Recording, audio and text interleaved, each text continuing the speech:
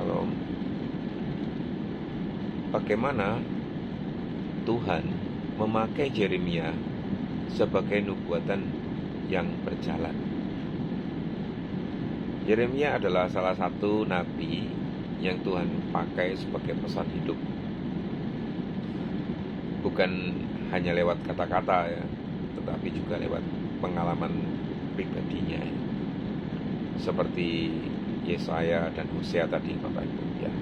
Di dalam Alkitab, nubuatan Yeremia sering diwujudkan di dalam drama profetik ya.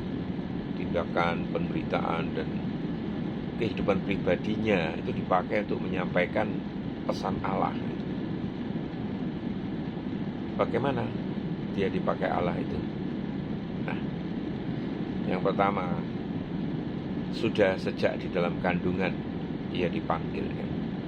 Yeremia 1 ayat 4-10. Tuhan berkata, sebelum engkau lahir atau sebelum engkau keluar dari kandungan, aku telah menguduskan engkau. Aku telah menetapkan engkau menjadi nabi bagi bangsa-bangsa. Makna hidup Yeremia sepenuhnya milik Allah sejak awal ya. Identitasnya adalah bagian dari pesan Allah sendiri, bahwa Tuhan sudah punya rencana bahkan sebelum kita lahir.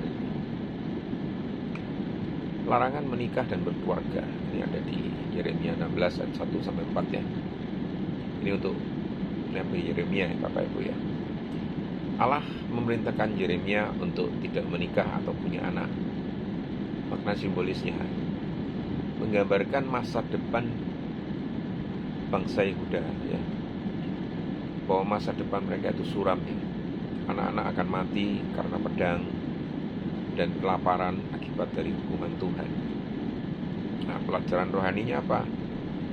Yeremia menjadi tanda bahwa tidak ada masa depan yang aman di luar pertobatan. Ada beban emosional dan air mata Bapak Ibu. Di dalam Yeremia 9 ayat 1 ini, Yeremia dijuluki nabi yang menangis ya, the crying prophet, karena sering mencurahkan kesedihan mendalam atas dosa-dosa dari bangsanya. Makna simbolisnya Bapak Ibu, kesedihan Yeremia itu mencerminkan hati Allah yang terluka atas umatnya.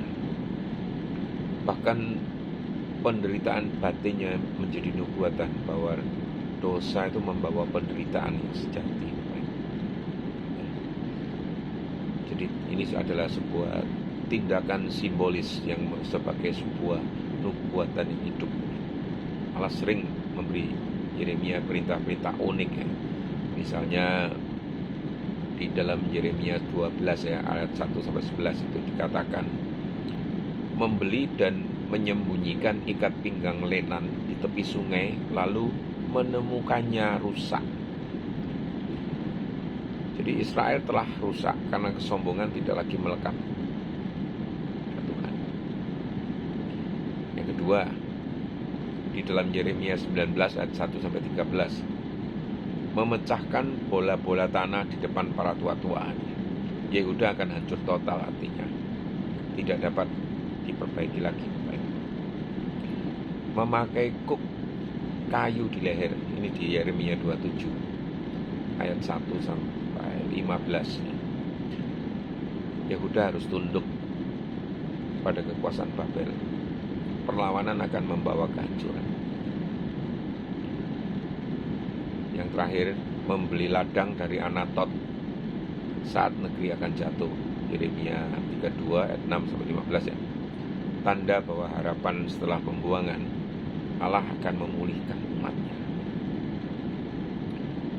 Jadi ini adalah sebuah penderitaan pribadi yang dipakai sebagai pesan dari Allah.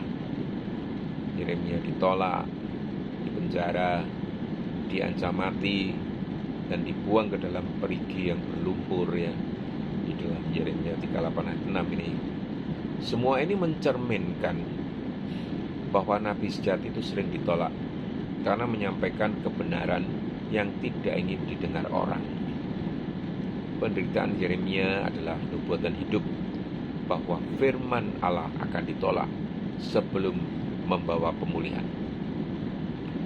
Kesimpulannya Bapak Ibu ya, kesimpulannya Tuhan memakai Yeremia di dalam dirinya sendiri. Identitas, pilihan hidup, tindakan, penderitaan dan emosinya sebagai alat peraga hidup untuk menyampaikan pesan. Pesan-pesan apa itu Bapak Ibu? Peringatan akan dosa, penghakiman yang pasti, serta kasih dan rencana pemulihan dari Allah. Sekian Bapak Ibu, semoga Tuhan memberkati.